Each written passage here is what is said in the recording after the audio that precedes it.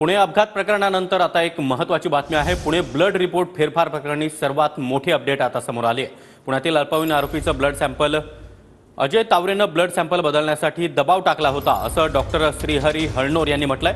Doctor Taware आणि विशाल अग्रवालचं बोलणं झालं होतं असं देखील हळनोर म्हणाले। ब्लड सॅम्पल बदललं पण माझ्या मनाला ते पटलं नव्हतं असं देखील हळनोर यांनी आता म्हटलेलं आहे। माझ्याकडून मोठी चूक झाल्याचं मला वाटत होतं असं देखील हळनोर यांनी आता स्पष्ट केलं आहे। आणि या संदर्भात अधिक माहिती देण्यासाठी आमचे प्रतिनिधी अभिजित पोते आपल्या सोबत आहेत। अभिजित, नेमकी काय अपडेट आहे? हळनोर यांनी काय स्पष्ट केलंय?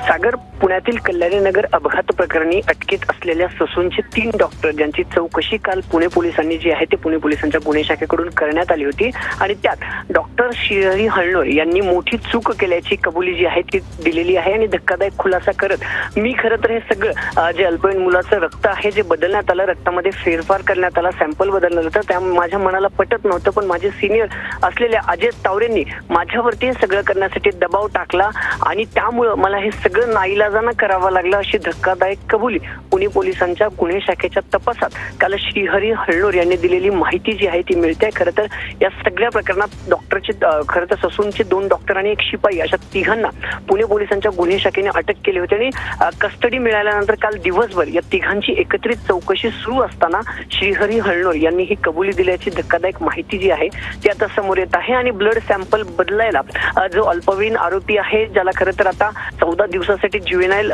मध्ये ठेवण्यात आलं होतं, त्याला त्याचे ब्लड सॅम्पल बदलायला मला माझे सिनियर असलेल्या तावरेंनीच प्रेशराईज केलं म्हणत ही कबुली देण्यात आलेली आहे। आणि हा आता धक्कादायक सागर खुलासा खरं तर म्हणावा लागेल या सगळ्या प्रकरणामध्ये आणि यानंतर अजून तपासामध्ये कुठल्या गोष्टी समोर येतात हे पाहणं आता महत्त्वाचं ठरणार आहे। अभिजित, धन्यवाद तुम्ही दिलेल्या या सविस्तर माहितीसाठी।